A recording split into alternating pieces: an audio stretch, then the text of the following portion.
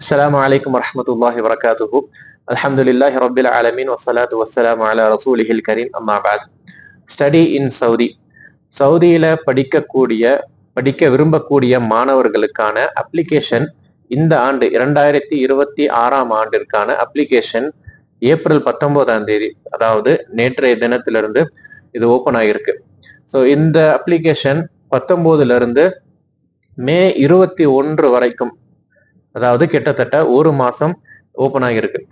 நம்ம எதிர்பார்த்தது போல, இதுக்கு முன்னாடி சொன்னது போல பல மாற்றங்கள் இருக்கு. அந்த வெப்சைட்டுடைய மொத்த அந்த டிசைன் எல்லாமே மாறி இருக்கு. இதுக்கு முன்னாடி இருந்தது வேற, இந்த வருஷம் இருப்பது வேற. அப்போ இந்த வருஷம் என்னென்ன மாற்றங்கள் இருக்கு, என்னென்ன டாக்குமெண்ட்ஸ் எல்லாம் கேட்டிருக்காங்க, எப்படி அப்ளை பண்ணணும் அப்படிங்கிறத பற்றி நான் இது வரைக்கும் பார்த்த அளவிற்கு உங்களுக்கு தெளிவா சொல்றேன். முதலாவது, இதுக்கு முன்னாடி நம்ம ஸ்டடி இன் சவுதியில ஆல்ரெடி நம்ம நிறைய பேர் அப்ளிகேஷன் ஓபன் பண்ணி வச்சிருப்போம், ஒரு அக்கௌண்ட் ஓபன் பண்ணி வச்சிருப்போம் வெப்சைட் யூஸ் பண்ணி, அதாவது நம்மளுடைய இமெயில் ஐடியை யூஸ் பண்ணி. ஆனா அது எல்லாமே டெலீட் ஆகி இப்போ நீங்க மறுபடியும் புதுசா அதே இமெயில் ஐடியை வச்சு நீங்க புது அக்கௌண்ட் ஓபன் பண்ற மாதிரி இருக்கு. ஸோ நீங்க இமெயில் ஐடியை கொடுத்து பாஸ்வேர்டு கொடுக்கணும். அதுக்கு முன்னாடி கிரியேட் அக்கௌண்ட்னு ஒரு ஆப்ஷன் இருக்கும். அந்த கிரியேட் அக்கௌண்ட்டை கிளிக் பண்ணிட்டு உங்களுடைய இமெயில் ஐடி, பாஸ்வேர்டு அண்ட் மற்ற டீடைல்ஸ் எல்லாத்தையுமே ஃபில் பண்ணிட்டீங்கன்னா உங்களுடைய இமெயிலுக்கு டைரக்டா ஆக்டிவேஷன் லிங்க் ஒன்று வரும். அந்த லிங்கை போய் ஆக்டிவேட் பண்ணிட்டீங்கன்னா இங்க உங்களுக்கு ஓப்பன் ஆயிரும். அப்போ அதை முடிச்சுட்டு இங்க வந்து யூசர் நேம் அண்ட் பாஸ்வேர்டு போட்டுட்டு நீங்க உள்ள போயிடணும். அதுக்கப்புறம் நீங்க உங்களுடைய பேசிக் டீடைல்ஸ் எல்லாத்தையுமே ஃபில் பண்ணணும். அதுக்கு முன்னாடி உங்களுக்கு தேவையான கோர்ஸ், நிறைய பேர் கேட்பீங்க, நான் கம்ப்யூட்டர் சயின்ஸ் படிக்கணும், இல்லை ஏஐ படிக்கணும், இன்ஜினியரிங் படிக்கணும் அப்படின்னு நிறைய பேர் கேட்டிருக்கீங்க. அதே வெப்சைட்ல யூனிவர்சிட்டியுடைய டீட்டெயில்ஸும் இருக்கு. எந்த யூனிவர்சிட்டியில என்ன கோர்ஸ் இருக்குங்கிறதையும் நம்ம தெளிவா அதுலயே பார்த்துக்கலாம்.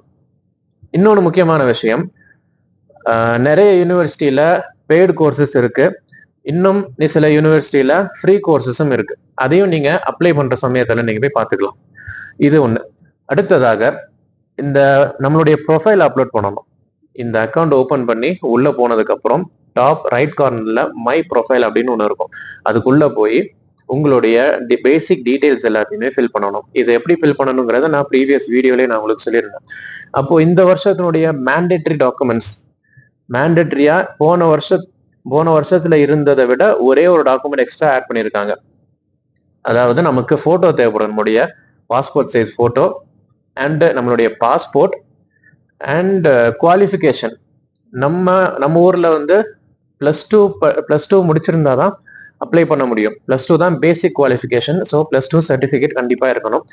நான் இப்போதான் +2 எழுதியிருக்கேன், எனக்கு இன்னும் ரிசல்ட் வரல, என்னால அப்லோட் பண்ண முடியுமான்னு கேட்டீங்கன்னா இப்போதைக்கு உங்களால முடியாது. அப்போ நீங்க என்ன பண்ணணும்னா உங்களுடைய +2 ரிசல்ட்டுக்காக வெயிட் பண்ணுங்க.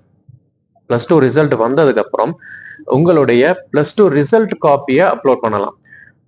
மே 21 வரைக்கும் இருக்கு. அதுக்கு முன்னாடி ரிசல்ட் வந்துருச்சுன்னா அந்த ரிசல்ட் காப்பியை நீங்க அப்லோட் பண்ணலாம். இன்னொரு நல்ல செய்தி, அதை வந்து அரபிக்ல டிரான்ஸ்லேட் பண்ண வேண்டிய அவசியம் கிடையாது. இந்த வருஷம் அரபிக்ல டிரான்ஸ்லேட் பண்றதுக்கு தேவையில்லைங்கிறதுனால நமக்கு வெறுமனே அந்த ரிசல்ட் காப்பி வந்த உடனே நாம இதை அப்லோட் பண்ணிக்கலாம்.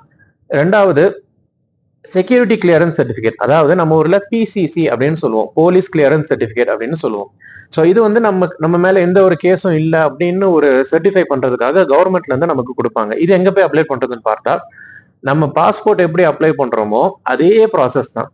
நம்ம அந்த வெப்சைட்ல போய் பாஸ்போர்ட் சேவா கேந்திரா அந்த வெப்சைட்ல போய் பாஸ்போர்ட்டுக்கு எப்படி அப்ளை பண்றோமோ அதே போல பிசிசின்னு ஒரு ஆப்ஷன் இருக்கும், அதுக்கும் நீங்க அப்ளை பண்ணணும். சவுதி அரேபியா அப்படிங்கிற கண்ட்ரியை சூஸ் பண்ணி நீங்க அப்லோட் பண்ணா நீங்க உங்களுக்கு அப்பாயின்மெண்ட் கொடுப்பாங்க. அப்பாயின்மெண்ட்ல போய் நீங்க டாக்குமெண்ட்ஸ் எல்லாத்தையுமே வெரிஃபை பண்ணிட்டா இன்ஷா அல்லாஹ் ஒரு வாரம் இல்ல 10 நாளுக்குள்ள உங்களுக்கு வந்துடும். பிசிசியை பொறுத்த வரைக்கும் இந்த வீடியோவுடைய டிஸ்கிரிப்ஷன்ல நான் ஒரு லிங்க் அட்டாச் பண்றேன். அது வந்து PCC is not required for Indians அப்படின்னு சவுதி எம்பசில இருந்து கொடுத்த ஒரு ஆர்டர் காப்பி. இப்போதைக்கு நீங்க அந்த காப்பியை பிசிசியில அப்லோட் பண்ணிட்டு, ஏன்னா ஒரு டாக்குமெண்ட் அப்லோட் பண்ணிட்டா நம்ம ஃபியூச்சர்ல மாற்றுறதற்கான வாய்ப்புகள் இருக்கு, அதை மாத்தலாம். அதனால நீங்க அந்த டாக்குமெண்ட் அப்லோட் பண்ணுங்க தற்போதைக்கு. ஆனா பிசிசியும் அப்ளை பண்ணுங்க to be in the safer side. அதையும் நீங்க அப்லோட் பண்ணுங்க. அப்ளை பண்ணிட்டு அந்த பிசிசியை வாங்கினதுக்கு அப்புறம் அதை இந்த இடத்துல நீங்க ரிப்ளேஸ் பண்ணிக்கலாம். இப்போதைக்கு அந்த பிசிசி அப்லோட் பண்ணாம அடுத்த ப்ராசஸ்க்கு போக முடியாதுங்கிற காரணத்தினால நான் கொடுத்துருக்க டிஸ்கிரிப்ஷன்ல கொடுத்துருக்கிற அந்த டாக்குமெண்ட்டை நீங்க டவுன்லோட் பண்ணி அதை பிசிசி இடத்துல அப்லோட் பண்ணிட்டு நீங்க அப்ளை பண்றதுக்கான ப்ராசஸை ஸ்டார்ட் பண்ணிருங்க. சரி, அடுத்ததாக கேட்டிருக்கக்கூடிய எக்ஸ்ட்ரா இது எல்லாமே பேசிக் டாக்குமெண்ட்ஸ். முக்கியமான கண்டிப்பா அப்லோட் பண்ணியே ஆக வேண்டும்ங்கிற லிஸ்ட்ல இருக்கக்கூடியது போட்டோ, பாஸ்போர்ட், செக்யூரிட்டி கிளியரன்ஸ், அதாவது PCC police clearance certificate, and நம்மளுடைய குவாலிஃபிகேஷன், ஏர் குவாலிஃபிகேஷன். இது எல்லாமே இந்த 4மே பேசிக் மேண்டேட்ரி. கண்டிப்பா இதை அப்லோட் பண்ணாதான் அடுத்த ப்ராசஸ்க்கு மூவ் ஆகும். இது இல்லாம செகண்டரியா நீங்க அப்லோட் பண்ணலாம், இல்ல பண்ணாமலும் உங்களுடைய ப்ராசஸ் அடுத்ததுக்கு போகும் அப்படின்னு இருக்கக்கூடிய டாக்குமெண்ட்ஸ் எல்லாமே ஃபர்ஸ்ட் மெடிக்கல் ரிப்போர்ட், இரண்டாவது ரெக்கமெண்டேஷன் லெட்டர். அதாவது அங்க நம்ம ஊர்ல சவுதியில இருந்து படிச்சுட்டு வந்த உலமாக்கள் அவங்க கிட்ட நம்மளுடைய ரெக்கமெண்டேஷன், இவங்களை எனக்கு தெரியும், இவர் எனக்கு பழக்கம் தான், இவர் நல்லவர் தான், படிக்கக்கூடியவர்கள், ஆர்வம் இருக்கக்கூடியவர் அப்படின்னு சில அவங்க ரெக்கமெண்ட் பண்ணி ஒரு லெட்டர் ஒன்று கொடுப்பாங்க. அந்த ரெக்கமெண்டேஷன் லெட்டர் அது ஒன்று. மூணாவது சிவி, உங்களுடைய கரிக்குலம் விட்டு உங்களுடைய பேசிக் டீடைல்ஸ் எல்லாத்தையுமே போட்டு ஒரு சிவி. நான்காவது டெஸ்ட் சர்டிபிகேட்ஸ் அப்படின்னு ஒன்று இருக்கு. டெஸ்ட் சர்டிபிகேட்ஸ் அதாவது டெஸ்ட் ரிசல்ட்ஸ்னா நம்ம ஏதாவது டெஸ்ட் கிளியர் பண்ணியிருப்போம். For example English test, isles, TOEFL, அந்த மாதிரி டெஸ்ட் ஏதாவது கிளியர் பண்ணியிருந்தோம்னா அதை நீங்க அப்லோட் பண்ணலாம்.